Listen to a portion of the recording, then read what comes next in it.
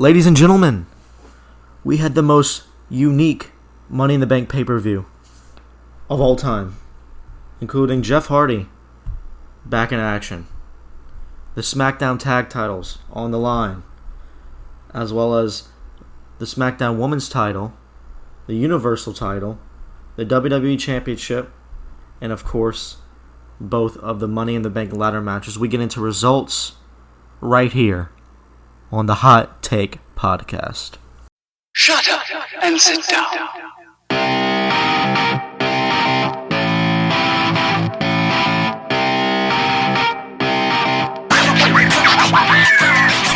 What's up, guys? Welcome back to the Hot Take Podcast. It's good to be talking wrestling again. I can say so myself. Before we get into the show tonight, please go follow us on Twitter at HotTakePC. At HotTakePC. We're growing. We're at 350 followers right now. And on YouTube, we're at 17 subscribers. Let's get that up. Please like the video. Subscribe to us. Share it. Leave a comment. Let us know how we're doing. If you haven't seen any of our football or sports videos, go watch it, please. We put a lot of effort into that. Thank you for listening on the Hot Take Podcast. Let's get straight into it. We had a fantastic pre-show with Jeff Hardy in the ring against Cesaro, Sheamus' former tag partner. Jeff Hardy's going to end up winning this with a Swanton bomb. Over 10 minutes. They gave these guys plenty enough time to show off what they got. Probably the best pre-show match I have ever seen. Jeff Hardy really showing out here. 40 years old. This guy is 40 years old. And he still got the speed and agility he did 10 years ago in the ring. Pretty incredible. Jeff Hardy, over 10 minutes, he's going to win with a Swanton bomb against Cesaro. Cesaro, man, this guy's one of the most underrated guys in the WWE. What an enhancement guy. He made Jeff Hardy look great, and he looked great. I wish WWE appreciated this guy more. But, man, he made Jeff Hardy look good, and I hope wherever WWE is playing with Jeff Hardy, this guy's on a roll. I hope it's good. I want to see Jeff Hardy succeed, whether that's a one-on-one non-title push. I'm assuming they have him back here for a title push, and I'd like to see him. He's definitely over with the fans. With the no-fan shows, empty arena shows, we can't really tell, but I can already tell Jeff Hardy is definitely over with the WWE Universe. So whatever they have planned for this guy, I hope it's good, because we deserve it. Jeff Hardy deserves it. And after the pre-show, we had the Smackdown tag titles on the line. We had the New Day, the reigning champs, versus Miz and John Morrison, the Forgotten Sons, and the Lucha House Party. This one could have gone either way. There was a moment in there where the referee threw out one of the Forgotten Son members that was standing out in the ring, and it was even Michael Cole was like, "This is a no DQ match. Why are we throwing him out?" Now, I was a little confused by that. But anyway, the New Day ends up retaining their titles. Big E with a big inning to Metalik for the pinfall. And it was a good match. It was a good match. But the value of these matches go down because we see it on Friday night. We saw an 8-man tag match on Friday night. I mean, we don't need to see that on Friday. It ruins the value of these kind of matches. But one of the greatest factions of the new era, the New Day, retaining their titles and Money in the Bank. Where do we go from here? I'm not really sure. Maybe the Forgotten Sons get more of a push. Maybe we see Forgotten Sons versus the New Day coming up soon. We'll see about that. But as of now, your New Day retains the SmackDown Tag Team Championship. Moving on, we had R-Truth versus MVP. We thought MVP coming out to the ring right after R-Truth doing his "What's Up" gimmick. No one could pull this off like R-Truth. No one could pull out something as stupid as saying "What's up" and putting the mic in the air and letting the fans, the empty arena, just the silence glow. It was funny. I laughed. But then MVP comes in the ring, and Bobby Lashley comes out. And MVP's like, "That's what's up," to R-Truth. And Bobby Lashley says, "You can have the night off, MVP." And R-Truth says, "Well, why can't I get the night off?" And R-Truth slaps Bobby Lashley, and this match went 2 minutes. Bobby Lashley wins with a spear. I think they had them in this match because They screwed him over on Monday Night Raw. He was screwed over. This guy lost to Humberto Carrillo, being disqualified. So I think the creative team felt bad for Bobby Lashley and put him in this match. He was dominant against R-Truth. He won 2 minutes with a spear. Basically a squash match. I really don't know where we go from here. Maybe we see more of Bobby Lashley and Lana's story. R-Truth said he wants the 24/7 title back from Tom Brady as a joke, and Charlie goes, he means Rob Gronkowski. So we'll see where that goes. But yeah, Bobby Lashley wins in the squash match. Moving on, we had the SmackDown Women's Championship. Bayley, the reigning champ, versus Tamina. Bayley coming out with Sasha Banks, and Sasha Banks being the reason Tamina was able to have this match at Money in the Bank. Tamina defeating Sasha Banks a few weeks ago on Friday Night SmackDown to qualify for this title match. And of course you knew somehow Sasha Banks was going to get involved in this match. There was one side of the WWE universe that thinks Sasha was going to turn on Bayley here, and one side that thought Tamina was going to actually win this, and I actually thought Tamina had no chance in winning this. If Tamina would have won this, I feel like the storyline with Sasha Banks and Bayley would have kind of went downhill, because if you read Sasha Banks' body language, she's going to turn on Bayley. That face turn's coming. We'll see Bayley versus Sasha Banks soon. Bayley ends up winning this due to the help of Sasha Banks, running around the ring and distracting Tamina. So yeah, Bayley wins this with an awkward crucifix pin. It didn't look good. Did not look good. Bayley gets a 3 count, and Sasha Banks comes in the ring and just takes care of Tamina. Tamina just lays down in the ring. So yeah, where we go from here? Hopefully we see Sasha turn on Bayley. We all want it. You know you want it. We want it. So hopefully we see that. That's where we go from here. Now let's move on to one of the more interesting things of the night. The Universal Championship. Braun Strowman, the reigning champ, versus Bray Wyatt. Not The Fiend. Bray Wyatt. Bray Wyatt not coming out as a Fiend here. I think it's because he wants to state his point. He's coming out here to try to take care of it himself before The Fiend gets involved. Because we saw towards the end of the match when Braun Strowman plays mind games with Bray Wyatt, and he comes out with the mask, and Bray Wyatt keeps saying, "I told him I would find you." Him being The Fiend. Him being The Fiend telling Braun Strowman, "I told him we'd find you," tells me that The Fiend's coming.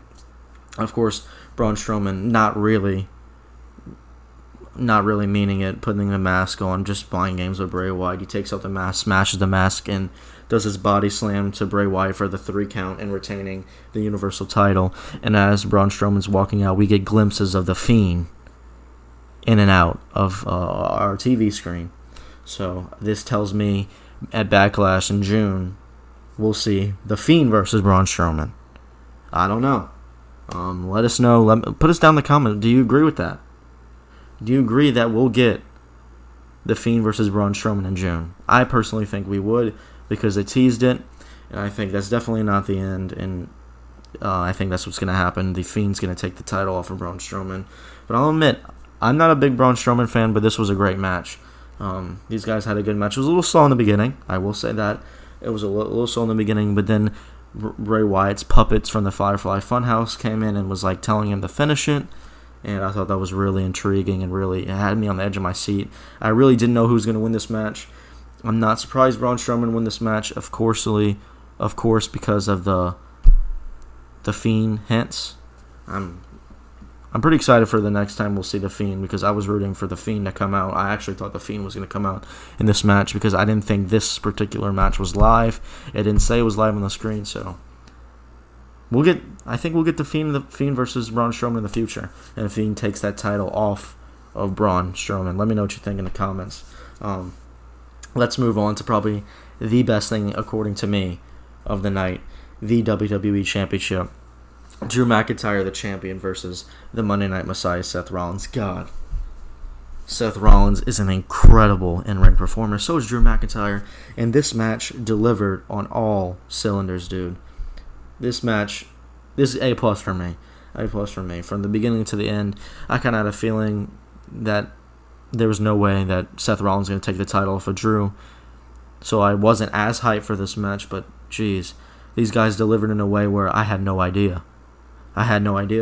Seth Rollins could have won. My mind was all over the place in this match. Drew McIntyre kicked out multiple times at one. Seth Rollins really selling his confusion. How does Drew McIntyre do this? How does he kick out at one? Really good performance from Seth Rollins, selling-wise. Drew McIntyre, of course, the beast. This dude took out Brock Lesnar and Big Show in one night. The WWE champion is a leader. So, yeah, we see Drew McIntyre winning this with a Claymore right after a super kick from Seth Rollins. So it was really back and forth this whole time. And after Drew McIntyre retains the title, he was leaving the ring. He gets back in the ring and asks Seth Rollins to shake his hand as a sign of leadership and tells Seth, if you're a real man, if you're a real leader, shake my hand. And they shook hands. And Drew McIntyre took the title and walked out. I thought this was the best match of the month.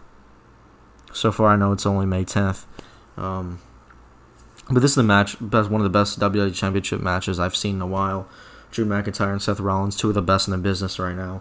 They put on an absolute clinic on how to do an empty arena show, and I really loved it. This is an A+ for me. Where do we go from here? I heard rumors that Seth Rollins and Edge were going to have a feud at Backlash or SummerSlam, and unfortunately, I think we'll get Drew McIntyre and Jinder Mahal for the future. I'm not a big fan of Jinder Mahal. I know a lot of people are and a lot of people aren't. It's really 50-50 on this guy. But it looks like with Drew McIntyre retaining the title that we'll see Jinder Mahal coming back and challenging Drew McIntyre. I just hope to God. Jinder Mahal had I think it's unanimous decision and opinion that he had one of the worst WWE title reigns in history. So I really hope they don't take the title off of Drew and give it to Jinder. That'd be a big mistake. His reign is pretty good right now, as he just fits the role of a leader and WWE champion. I'm glad he won this match. It was a great match, but hopefully we get something good out of Drew and Jinder, because it's inevitable. You know it's inevitable, and I know it's inevitable. I just hope they don't take the title off of Drew and give it to Jinder. I hope Drew holds until, this might be a hot take, it's why you come here, the hottest takes in sports entertainment. I hope he holds it till WrestleMania 37. But we'll see what happens. But yes, McIntyre retaining the title with a Claymore kick. A+ for me. Absolute A+ for me. Moving on to the most hyped up part of this pay-per-view, and probably the most hyped up event in WWE in the past year. The Money in the Bank ladder match. You have to climb the corporate ladder here to win the briefcase. And starting in the lobby of headquarters. And of course, the women's and the men's were going on at the same time. And it was kind of a cinematic feel. I thought this was extremely entertaining. I thought both of the winners were kind of not entertaining, in my opinion. But we'll get to that in just a second. We had some moments. We saw Stephanie McMahon. We saw Bruce. The writer of SmackDown. We saw Bruce. We saw Stephanie McMahon. We saw Vince McMahon. We had AJ Styles and Daniel Bryan go in there in his office, and Vince McMahon's theme music hits and tells them to get out. They rearrange the chairs and they get out. And Vince McMahon cleanses his hands with Germ-X because of the pandemic that's going on. So I thought that was really funny, and that was a cool spot in this Money in the Bank match. We also saw Otis go into catering, and John Laurinaitis comes out, and he looks at the camera and he does his signature people power, and Otis hits him in the face with a pie. Nobody likes John Laurinaitis, so I'm pretty sure this was liked throughout the WWE universe. But getting into what you want to hear, Asuka comes in, goes up first, and she goes up there, and her and Lacey Evans are having a thing. And as Asuka goes to grab the briefcase, Baron Corbin comes up, and for some reason that I will not understand, says, no, no, no, no. And Asuka slaps the shit out of him. And Baron Corbin falls down, and she wins. The woman the women's Money in the Bank match, she has the opportunity to challenge the champion of her choosing at any time, as we all know. Asuka, if you listen to our previous podcast, my partner Robbie thinks that she might go down to NXT. I hate saying go down because NXT is one of the best programs that we have on right now. Go to NXT and challenge Charlotte Flair. I think that's a hot take. I think that's possible. I think that's possible for Asuka because she got her start in NXT and she is that kind of person that you really don't know what she's going to do. But yeah, Asuka winning the women's Money in the Bank. Not a surprise. I wasn't a fan of it. I thought Shayna Baszler should have won this after her losing at WrestleMania to Becky Lynch. And her path of fury that she's been going on Monday Night Raw, Sarah Logan, who was released from the company, before she was released from the company, broke her arm in storyline. And Shayna Baszler absolutely ruthless running through the women's division on Monday Night Raw. I thought she was perfect to win this, but she didn't. I do not know what they're going to do with Shayna. I am kind of rooting for Shayna, Becky Lynch again, and Shayna taking the title off of Becky Lynch. As much as I like Becky Lynch, I think Shayna deserves it. But her not winning this shows to me that the creative team is not really pushing her. I really have no idea. I have no idea. Put in the comments, what do you think is next for Shayna Baszler? People think she's buried. I think we see another Becky-Shayna feud, but according to the promos, Becky Lynch is going to confront the winner of the Money in the Bank on Raw. And Asuka is on Raw, so we'll see. We'll see.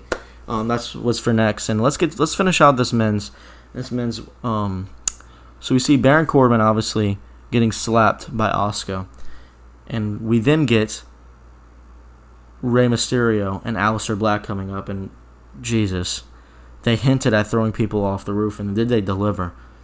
Baron Corbin throws Rey Mysterio off the roof of headquarters, and right after Rey Mysterio comes Aleister Black. This was absolutely fantastic. It looked really cool, and social media really had fun with this. I guess that's the whole point. Social media really took this and ran with it. Of course, nobody really likes Baron Corbin, and a lot of people were rooting for Aleister Black. Aleister Black was a favorite before AJ Styles replaced Apollo Crews. Aleister Black was a favorite, and of course, him being thrown off, that told me at that moment that Aleister Black wasn't winning this. So you had Baron Corbin, Daniel Bryan, and Otis still left. Baron Corbin gets in the ring, starts to climb, and then we get Daniel Bryan and we get them. And then we get them battling, and then AJ Styles come in. AJ Styles, Jesus. AJ Styles gives a phenomenal forearm to Otis, putting Otis out, and then we get Otis, Baron Corbin fighting for the briefcase. They both unhook the briefcase. Then Elias comes out of nowhere and hits Baron Corbin with the guitar, so he lets go of the briefcase, and AJ Styles also is shocked by this and lets go of the briefcase, and Otis is standing there by the ladder, recovering from that phenomenal forearm that AJ Styles gave to him, and he catches the briefcase, and the announcer says that Otis is the Money in the Bank winner. I was not happy with this outcome. I was not happy at first, and I've been thinking, I've seen rumors that he's not going to challenge Braun Strowman because they got other plans with Braun, like we said earlier, The Fiend versus Braun. Other plans with him. I think rumors is that he's going to take, when Tucker comes back, Heavy Machinery, Tucker, their tag team, they're going to challenge New Day. Something like that. I have a clue. I have a clue that, I mean, we can all agree Otis is not a champion. He's not really a singles competitor. I don't understand why he won this. I don't understand why he's getting this big push. He got Mandy Rose at WrestleMania. I don't understand it. Why he won the Money in the Bank. Because he's not a WWE champion. I don't think anyone thinks that Otis is a WWE champion or sees him as a WWE champion in the company. Tucker's going to come back, and I think they're going to use it for a tag team, something we've never seen before. So I think it has the potential to be good, but watching WWE empty arena shows and how the creative on Smackdown has been lazy, really. I'm not trying to hate. I love wrestling. But they have been kind of lazy. I don't know how well this is going to go. But Otis wins the men's Money in the Bank ladder match. And Asuka wins the women's Money in the Bank ladder match. We'll see where we go from there, but that's going to wrap it up. That's going to wrap it up here on this edition of the Hot Take Podcast. We gave you your review of the Money in the Bank pay-per-view 2020 May 10th. Go follow us on Twitter at HotTakePC. Subscribe, share, leave a like, leave a comment. Let us know if you like it or not. We're just looking for some feedback. We're trying to grow. Please subscribe. Go follow us on Twitter, like I said, at HotTakePC. And this was your edition of the Hot Take Podcast.